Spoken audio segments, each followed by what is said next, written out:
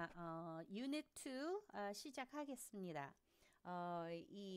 이제 잠깐 모든 분들이 이제 제 자료를 이제 받으시게 되면은 여기에 위에 보시면 모든 유닛 제일 위에 첫 번째 유닛에 필요한 그런 성경 구절들이 여기에 나와 있어요. 이제 영어로 이거를 그냥 요 모든 거를 이제 카피를 하시게 되면은 그래서 이제 바이블 게이트웨이 같은 경우에는 잠깐 보여드릴게요.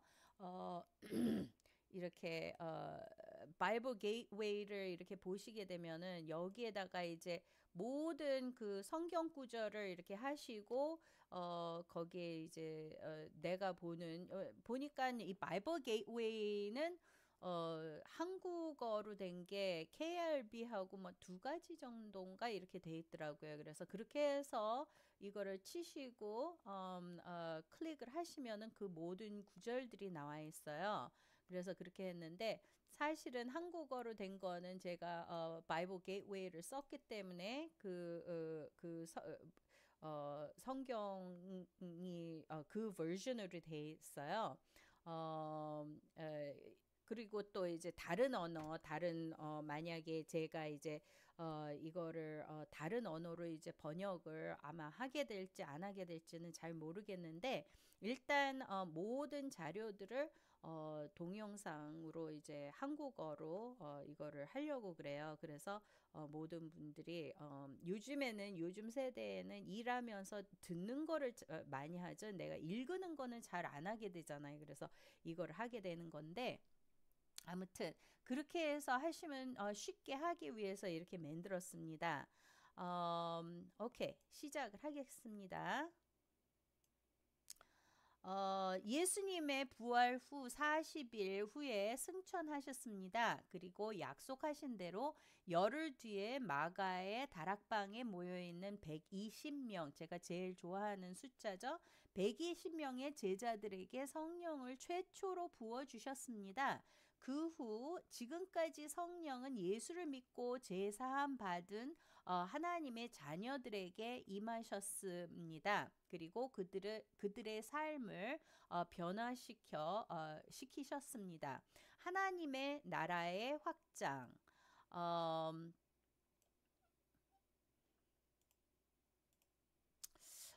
세상 나라가 줄 수 없는 생명과 부활. 요한복음에 소개된 I am the bread of life. 요한복음 6장 35절 보시면 여기에 썼어요. 그때 예수님은 그들에게 이렇게 말씀하셨다. 내가 바로 생명의 빵이다.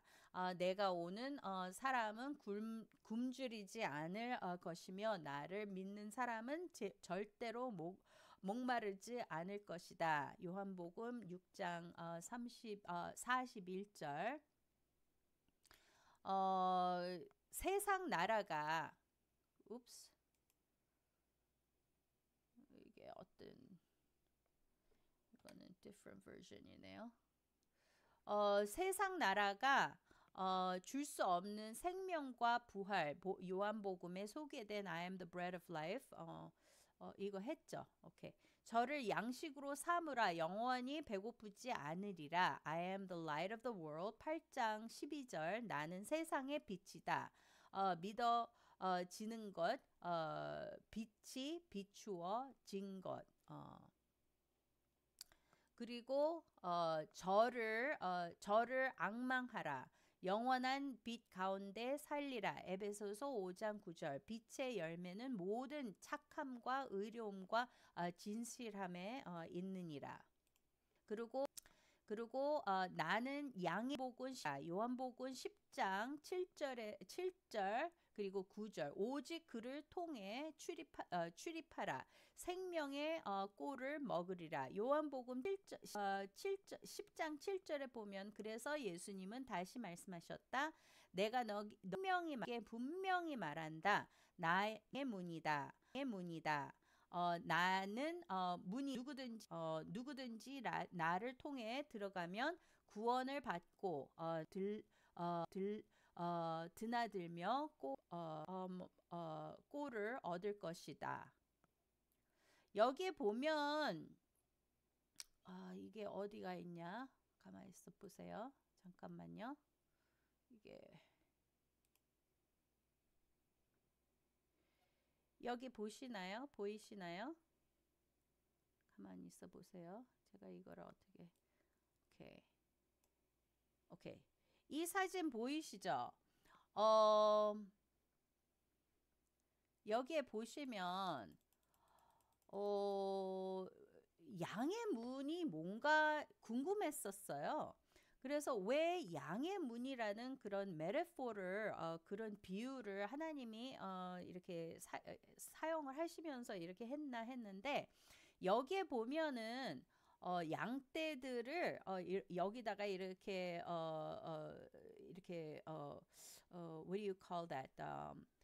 safeguard를 해가지고서는 이제 여기서 쉬게도 하고 여기에서 먹고 이렇게 다 이렇게 하는데 여기 보이시죠? 셰퍼드가 이렇게 딱 지키고 있어가지고서는 나갈 때도 지켜보지만 들어갈 때도 하나씩 내 양떼들인가 이거를 지켜보시면서 하는 게 그게 그 의미라는 거예요. 거기에는 예수님이 이렇게 셰퍼드가 되셔가지고서는 내 양떼들을 아신다. 내 양떼들을 딱 지키신다. 누가 내 거라는 거를 알고 절대로 이렇게 나가는 것도 지켜보시지만 나가가지고서는 딴 데 이렇게 왜 그랬잖아요. 양떼들 중에서 한 양떼가 이렇게 뚱딴지 것처럼 딱 이렇게 그냥 쏠쏠쏠쏠 가면서 했을 때 따라가실 수 있었던 거는 여기에 있는 모든 그 양떼들이 어디에 있고 어떻게 생겼고 어떤 거를 하고 어떤 습성이 있고 이거를 다 안다는 거죠. Good Shepherd가 그런 뜻이라는 거죠. 그리고 여기에 보면은 I am the good shepherd 여기에 이제 그렇잖아요. 오직 그를 따르라. 항상 평안하리라. 어디를 가든지. 그래서 예수님이 우리의 그 shepherd가 되셔야지만 우리는 평안할 수가 있다라는 그런 뜻이죠. 그리고 I am the resurrection and the life 11장 25절에 보면은 여기에서 이제 이 그리거로 여기에는 이게 거기에 이제 사운드가 어프가 돼가지고서는 그게 어떤 이렇게 생긴 그리거예요. 이거를 생활 라이프가 생명도 되지만 생활도 된다는 그 두 가지 의미를 가지고 있다는 그 뜻이더라고요. 그래서 physical life on earth도 포함이 됐지만 두 번째 부활 그 영생 그 거기에도 습성이 있다라는 뜻이라는 거예요. 그리고 이렇게 길게 생긴 이 말들 있죠. 이거 이게 나를 믿는 사람, 나를 믿는 자, 그리고 믿고 믿는 이 뜻이라는 거죠. 그리고 여기에서 보시면 resurrection and the life 그거는 그 뜻이고 그리고 dying이라는 뜻에서 여기에서 그 this life on earth 그것도 의미를 하는 거지만 life after 그래서 이제 영생의 뜻도 의미를 한다는 그런 뜻이라는 거예요. 저는 성경 공부도 제가 어렸을 때부터 우리 집안이 굉장히 말씀으로 오빠가 목사님이시고 전도사님 때부터 전도사님이 아니셨을 때부터 성경 가르치는 선생님으로서부터 어렸을 때 이렇게 말씀으로 자라게 됐고 또 어렸을 때 은혜를 받게 됐고 그렇게 정말 아기 때부터 성경 그 만화책이 성경책이었어요. 그래서 그걸로 자랐기 때문에 웬만한 교회 가가지고 말씀을 들으면은 이 목사님이 말씀을 잘못 전달하시는 이거를 캐치를 하는 그 어렸을 때부터 조금 UPS 있죠. 유난히 피곤한 스타일 그게 저예요. 그래서 그런지 이게 분명히 그 뜻인지 그거를 꼬치꼬치 이렇게 따지는 그런 성격이 제가 있거든요.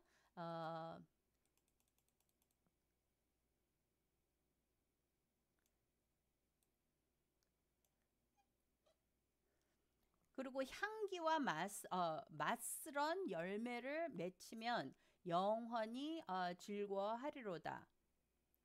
They will bear a fragrance and delicious fruit, and they will enjoy forever. 이게 저한테는 굉장히 정말 은혜로운 말이었어요.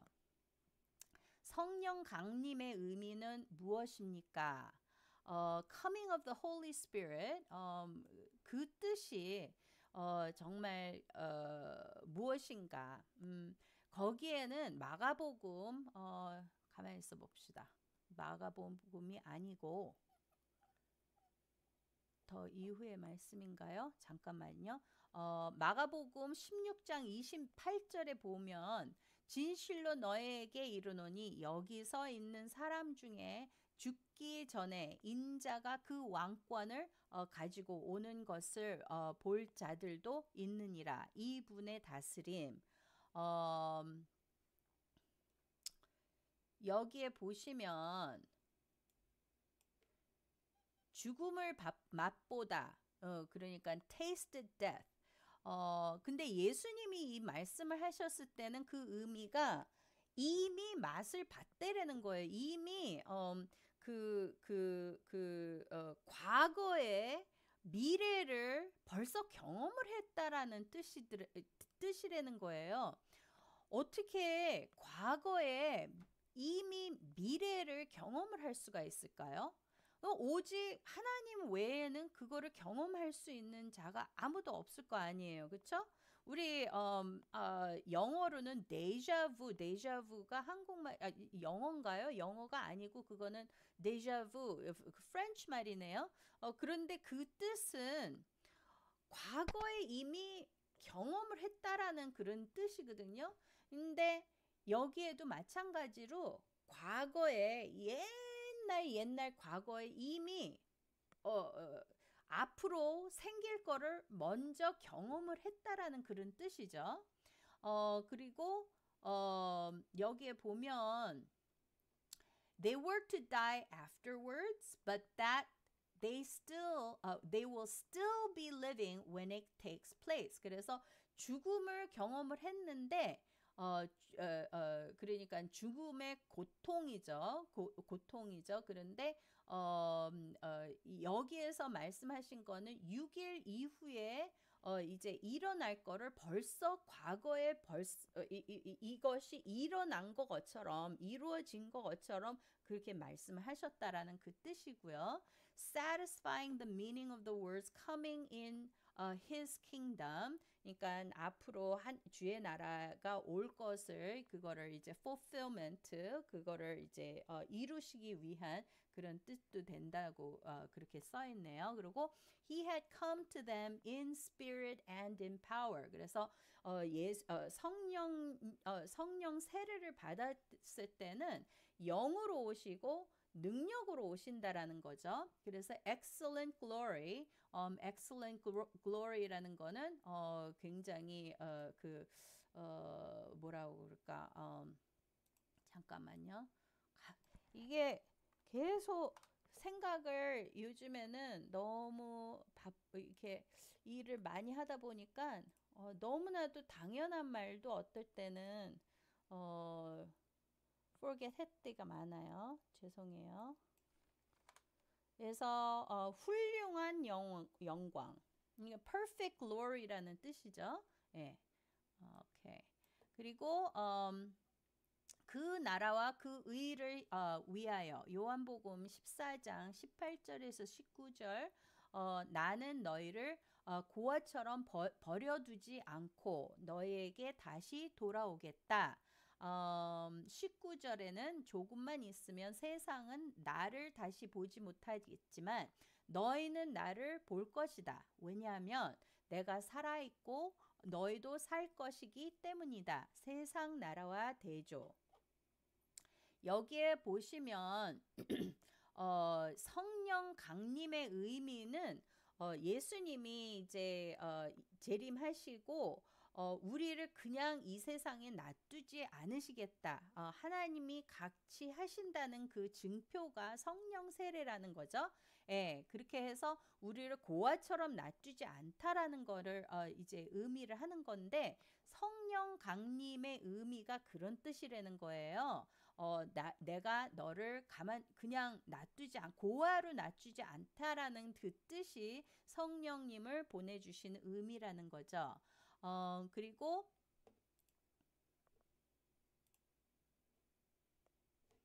이건 많이 지나갔네요. 그쵸?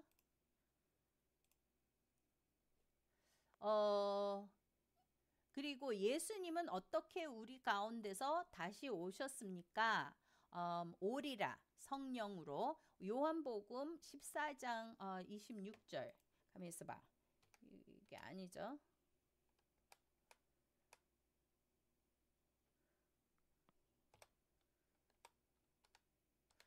이거하고 많이 틀리네요. 그거를 수정을 해야 되겠어요. 오케이. 그러면은 예수님은 어떻게 우리 가운데서 다시 오셨습니까? 오리라 성령으로 요한복음 14장 26절 보시면 보혜사 곧 아버지께서 내 이름으로 보내실 성령 그가 너에게 모든 것을 가르치고 내가 너에게 말한 모든 것을 생각나게 하리라. 성령 세례를 받으시게 되면 하나님 말씀이 소프트웨어처럼 우리 안에 입력이 된 것처럼 다 이해가 되게 돼요. 이해가 된다는 게 이거는 그냥 지식으로는 절대로 이해가 안 되는 부분들이 성령 세례를 받으시고 성령님이 우리를 가르쳐 주시는 게 영으로 가르쳐 주시거든요. 그리고 내가 아하 되는 그 순간부터 이게 능력으로 나타나요. 능력으로 나타나는 거를 우리가 경험을 하게 되더라고요. 그리고 그날에는 우리가 무엇을 알게 된다고 말씀하셨습니까? 요한복음 14장 20절. 그 날에는 내가 아버지 안에 너희가 내 안에 내가 너희 안에 있는 것을 너희가 알리라. 하늘나라의 생명 원리죠. 이게 principle of God's kingdom, God's way, right? When I am raised to life again, you will know that I am in my Father and you are in me and I am in you. 그러니까 성령 세례를 받아야지 이런 비밀스러운 그런 mystery of Bible를 깨달을 수 있다라는 거죠. 귀로만 듣던 하나님을 예수 오심으로 눈으로 볼 수 있게 되었고 성령의 강림으로 하나님을 우리 안에 모실 수 있게 되었습니다. 영은 하나죠. 하나님의 영은 하나이기 때문에 그냥 교회 가라가 이게 아무 의미 없는 것 같아요.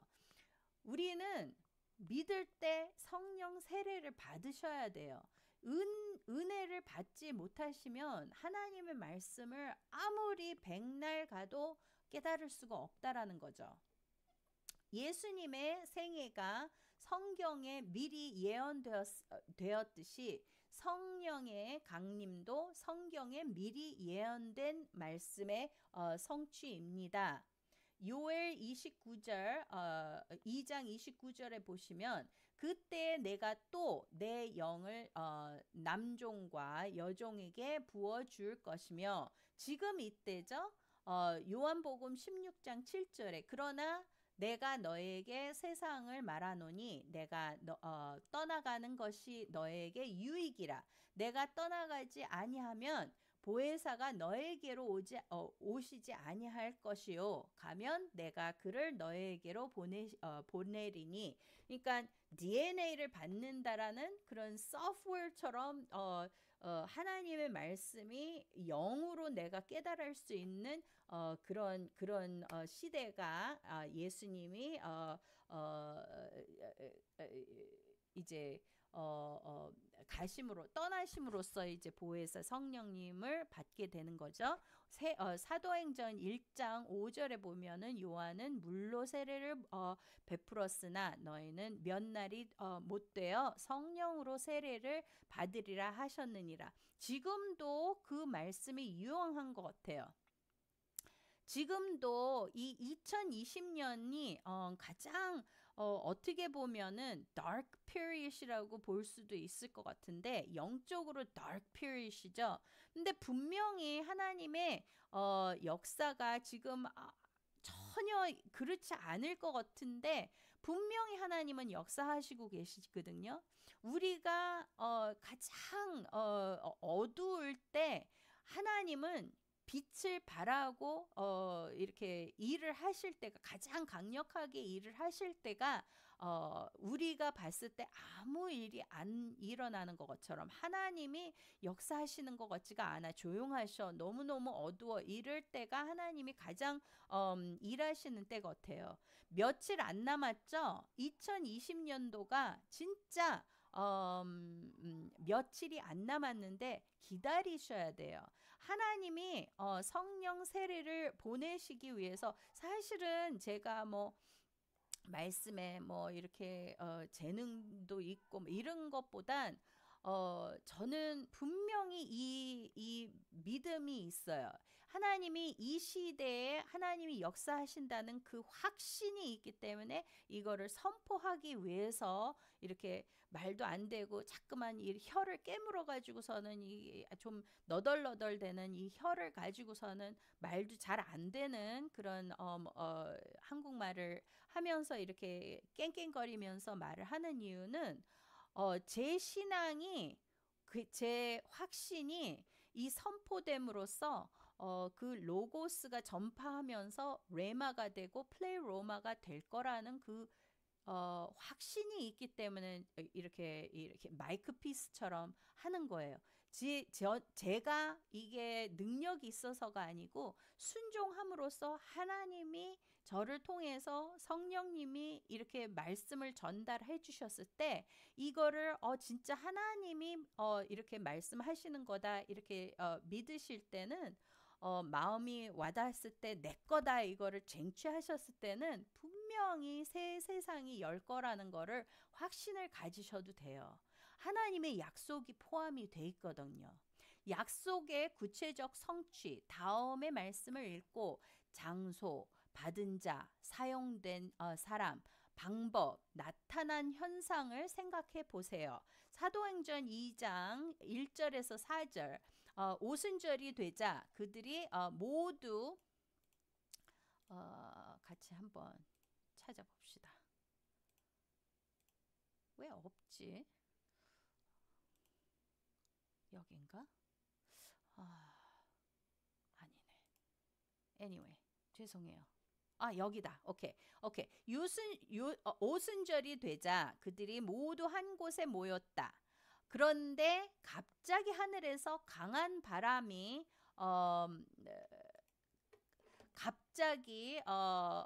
강한 바람이 세차게 부는 것 같은 소리가 나더니 그들이 앉아 있던 온 집 안을 가득 채웠다. 그리고 해처럼 생긴 불이 나타나더니 그것이 갈라져 각 사람 위에 와 닿았다. 그러자 그들은 모두 성령이 충만하여 성령께서 주시는 능력으로 그들도 알지 못하는 외국어로 말하기 시작하였다. 그게 방언이죠. 다시 가서 질문을 해요. 장소가 어디였었죠? 오순절 마가의 다락방이었죠. 받은 자들이 누구였나요? 예? 거기에 모두 거기에 온 모든 사람들이 받았다고 그렇죠. 그리고 사용된 사람은 어, 여기에 보면은 어, 사용된 사람이 나타나더니 그것이 갈라져 각 사람 위에 닿았다. 그러자 그들은 모두 성령이 충만하여 성령께서 주시는 능력으로 여기에 보면은 거기에 when you're in the right place at the right time with the right people 그러니까 우리는 갈 곳에 가 있어야 돼요. 항상 기도할 게 우리가 매일매일 만나야 할 사람, 해야 할 일들, 그리고 약속된 하나님의 그런 그 축복의 약속된 시간에 제가 있게 해달라는 그런 기도를 해야 되겠죠. 이 말씀을 듣는 순간 우리는 버추어 시대에 살고 있잖아요. 그래서 어느 장소건 막론하여 어떤 시간과 상관없이 이 말씀 자체가 하나님의 말씀이기 때문에 선포함으로 듣는 자들에게는 똑같이 그런 마가의 다락방의 시대에 그런 역사가 일어날 것을 믿습니다. 사도행전 8장 14절에서 17절을 보시면 예루살렘에 있던 사도들은 사마리아 사람들이 하나님의 말씀을 받아들였다는 소식을 듣고 베드로와 요한을 그들에게 보냈다. 이게 무슨 일인가 알아보려고 보냈겠죠. 두 사도는 그리고 그리로 가서 새로 믿은 사람들이 성령을 받도록 기도하였다. 이것은 아직 그들에게 성령이 내리지 않았고 그들은 단지 주 예수님의 이름으로 세례만 받았기 때문이었다. 그러니까 예수 영접은 했지만 성령 세례를 받지 않았다는 그 부류의 differentiation이 딱 있는 거를 여기에 볼 수 있죠. 모든 사람들이 예수 영접했다고 해서 성령 세례를 받은 게 아니라는 게 여기에 말씀에 이렇게 분리되었습니다. 그렇죠? 그래서 두 사도가 그들에게 손을 얹자 그들이 성령을 받았다. 여기에서는 보면은 두 사도가 성령 세례를 받은 두 사도가 그들에게 손을 얹자. 많은 사람들이 요즘에는 손을 얹어서 기도 받는 거를 안 해요. 왜냐하면 마귀의 은사도 받는다고. 마귀는 은사가 없어요. 그러니까 그런 얘기들을 많이 하는데 이게 무슨 샤머니즘도 아니고 성령 세례를 받는 게 무슨 악령을 받는 것도 아니니까 예수 이름으로 기도를 하시고 이 기름 부음 받은 성령 세례를 받은 사람과 같이 뭐 손을 타치하든 말든 그거는 상관없어요. 근데 같이 기도하셨을 때 은사를 받을 수 있다라는 게 여기에 나타나는 것 같아요. 그쵸?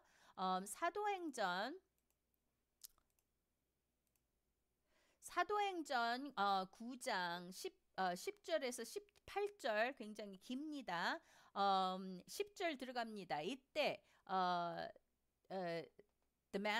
다마스커에 아나니아라는 제자가 있었다. 주님께서 환상 가운데 그에게 나타나 아나니아야 하고 부르셨다. 그가 예 주님 하고 대답하자 주님께서 이렇게 말씀하셨다. 너는 어서 고든 거리에 있는 유다의 집에 가서 다소 사람 사울을 찾아라. 지금 그가 기도하고 있다. 그는 환상 가운데서 아나니아라는 사람이 들어와 자기에게 손을 얹어 다시 보게 해주는 것을 보았다. 그러자 아나니아가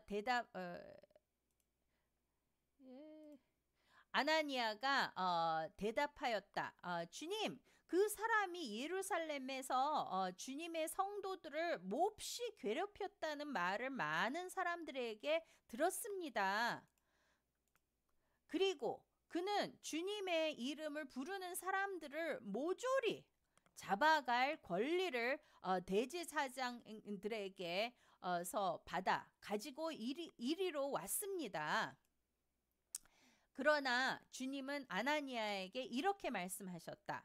가거라. 그는 내 이름을 이방인들과 왕들과 이스라엘 사람들에게 널리 전하도록 내가 선택한 사람이다. 정말 악한 사람, 굉장히 우리가 보기에는 너무너무 못마땅한 사람들도 어느 순간 하나님이 그 사람들을 사용해서 고레스와 같은 사람도 이방인 사람이잖아요. 쓰셨듯이 하나님이 쓰신 자는 누가 막을 수 있겠습니까? 그거를 순종하는 것도 겸손이 필요한 것 같아요. 그렇죠? 그가 나를 위해 얼마나 많은 고난을 받아야 할 것인가를 내가 그에게 보이겠다.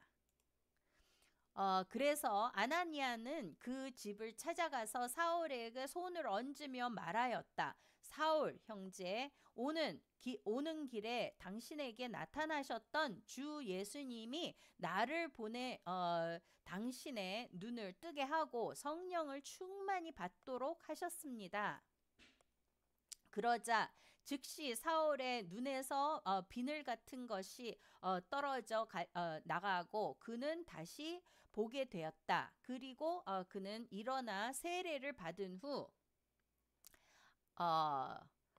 진짜 너무나도 대단한 스토리 아니에요? 근데 많은 선교지에서 일을 하시는 분들이 실질적으로 하나님의 역사를 경험을 하시는 게 그러기 때문에 성령 세례를 받으시지 않으면은 뭐 사실 선교하는 분들을 보면은 정말 대단한 것 같아요. 왜냐하면 선교지에 나갔을 때는 완전히 무슨 예수님이 이 일을 하셨을 때처럼 사역의 그 역사가 임하는 게 보이고 느껴지는 것 같아요. 우리가 이렇게 보통 때하고는 완전히 틀린 것 같아요. 지금 이 시대가 그런 시대라고 저는 생각을 합니다. 우리는 정말 하나님의 말씀을 무장으로 그리고 성령 세례를 강력하게 받아야 될 시대에 사는 것 같습니다. 그렇게 느끼지 않으세요? 그러기 위해서는 말씀으로 우리는 매일 묵상하고 기도를 하고 끊임없이 방언 기도를 해야 되는 이 시대에 살고 있다고 생각을 합니다. 또 제가 많이 느끼는 게 이 사업을 하면서 이 사업은 성령 세례를 받지 않고는 절대로 일을 할 수가 없다라는 그런 확신을 가졌어요. 그 전에는 그런 사업을 이렇게 원리적이고 그런 그냥 이 세상 원리로 열심히 하면 된다고 그랬는데 몇 년 이렇게 일을 하면서 우리 믿는 사람, 특히 믿는 사람들이 이 사회 일을 할 때는 몇 배로, 몇십 배, 몇백 배로 어렵다는 거를 경험을 하게 된 것 같아요.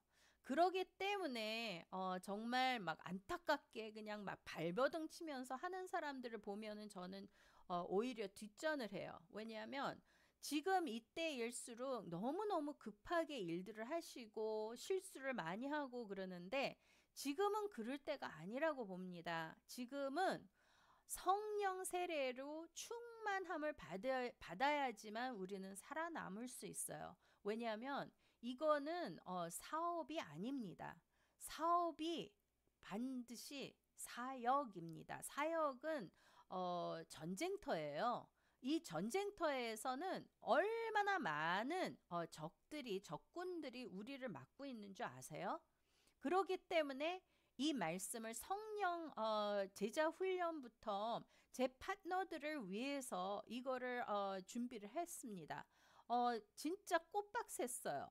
너무나도 잠이 안 오고 잠을 잘 수가 없었고 4시 반까지 새벽 4시 반까지 이제 마무리 작업을 했는데 좀 눈 붙였는데 계속 이제 깨어지고 이러면서 한 8시에 다시 일어나 가지고서는 그냥 멘붕 상태였는데 아침에 이렇게 성령 제자 훈련부터 이거를 해야 되겠다는 그런 감동이 와서 이렇게 준비를 하게 됐습니다. 사도행전 10장 44절에서 48절을 보시면 아직 베드로가 이 말을 하고 있을 때 말씀을 듣는 모든 사람에게 성령이 내리셨다. 베드로와 함께 온 유대인 신자들은 이방인들에게도 성령을 선물로 부어주시는 것을 보고 놀라지 않을 수 없었다.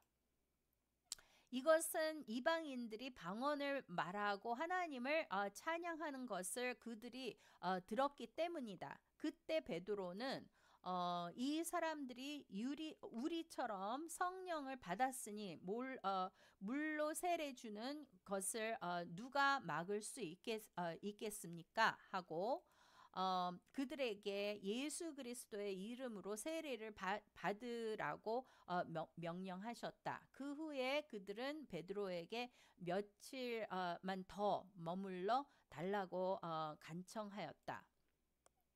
사도행전 19장 1절에서 7절 아볼로가 고린도에 있는 동안 바울은 윗 지방을 거쳐 에베소에 왔다. 바울은 거기서 몇몇 신자들을 만나 물었다.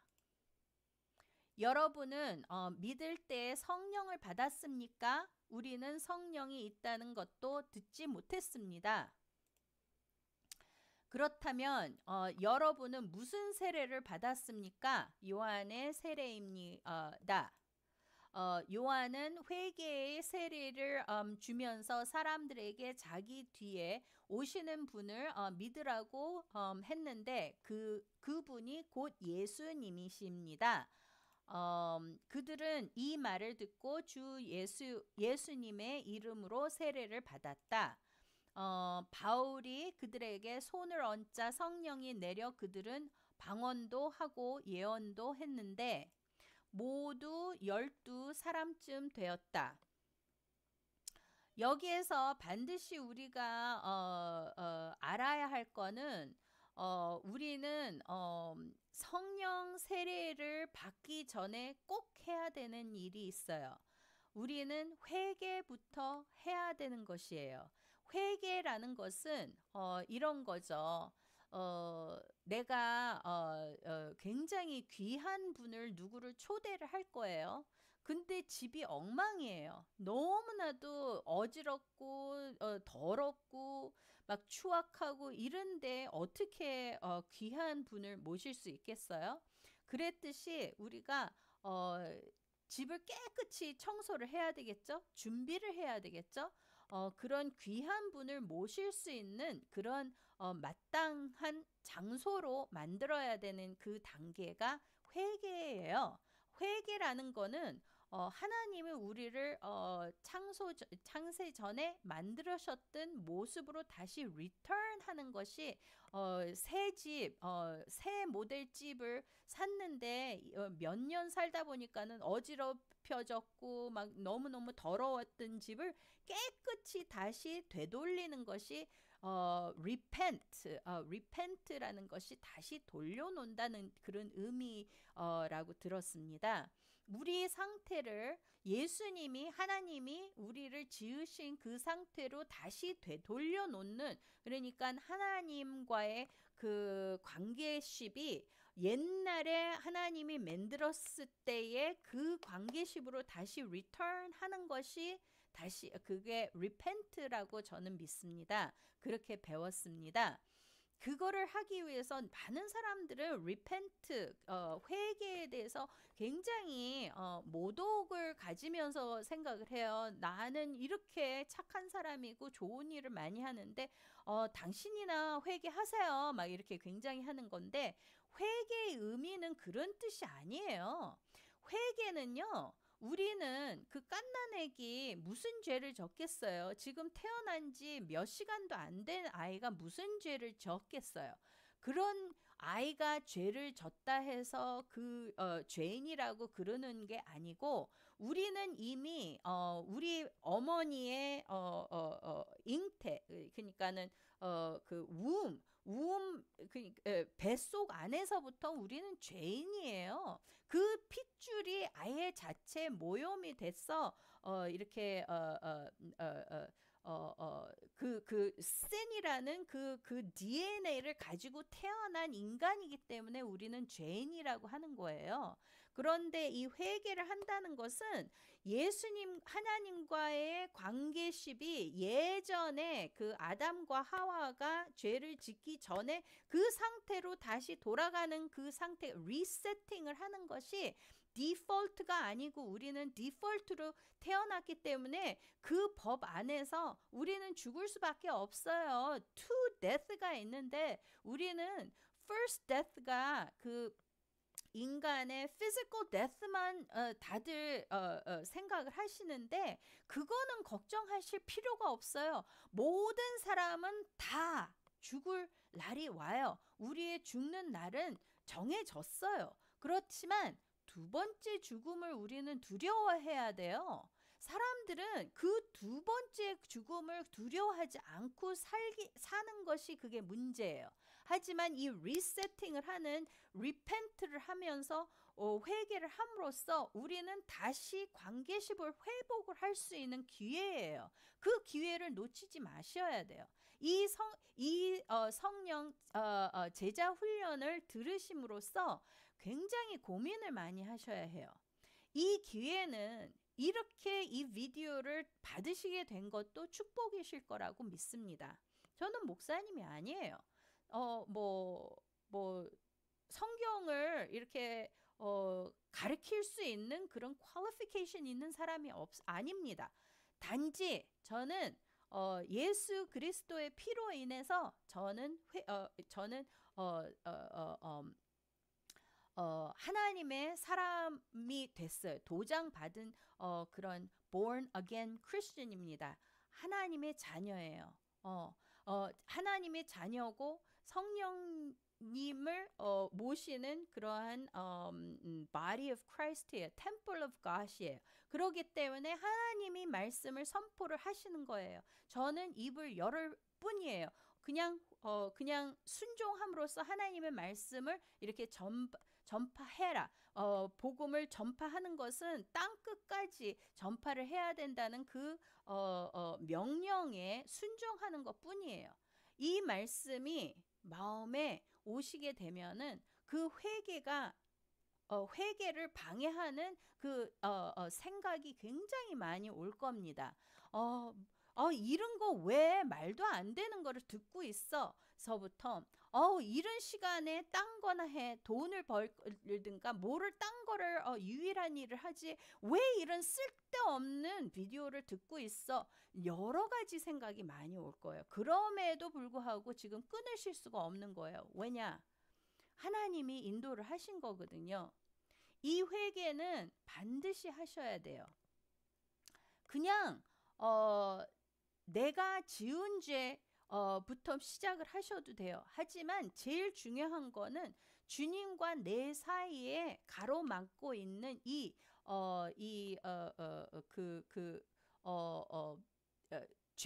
죄의 그 죄를 씻어 달라는 그런 기도를 분명히 하셔야 됩니다. 이러한 약속은 지금 당신에게도 주어져 있습니다. 먼저 이 약속을 믿고 성령을 사모하십시오. 성령님은 사모하는 자에게만 오십니다. 원하지 않고 두려워하고 거부 반응이 있는 분한테는 절대로 안 오십니다. 마귀가 아닙니다. 마귀의 영은 사모하건 말건 인바이트 됐건 말건 막 침범하는 possession을 가지고 막 이렇게 훔치고 그러는 영이지만 성령님은 절대로 그러지 않으십니다. 굉장히 간절하게 사모를 하셔야 됩니다. 특별히 성령 받기 전에 먼저 필요한 것은 무엇입니까? 제가 지금까지 열렬하게 얘기한 것이 무엇이었습니까?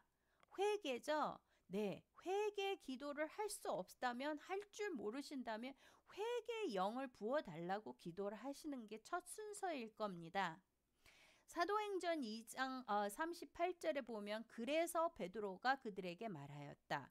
여러분 모두 회개하고 예수 그리스도의 이름으로 무슨 부다의 이름 되나요?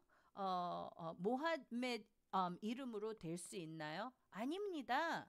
오로지 예수 그리스도의 이름으로 세례를 받아 죄 사함을 받으십시오라고 말씀하셨습니다.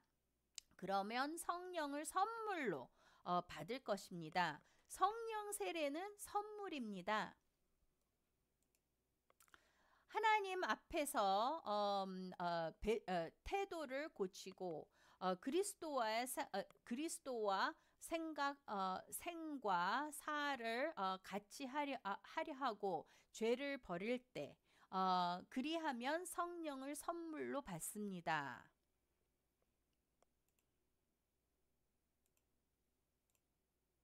누가복음 11장 13절 악한 사람이라도 자기 자녀에게는 좋은 선물을 줄 아는데 하물며 하늘에 계신 너희 아버지께서 구하는 사람에게 성령을 주시지 않겠느냐. 진짜 많은 사람들이 성령 세례 받는 거를 두려워하고 무서워하고 그러는데요.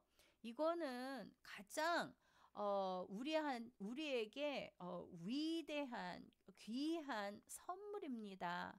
하나님의 영 자체를 우리에게 주시겠다는 것이 어떻게 나쁠 수가 있겠습니까? 정말 사모하는 마음으로 지금부터 기도를 하시길 바랍니다. 이대로 유닛 2는 마치고 세 번째 기다리시길 바랍니다.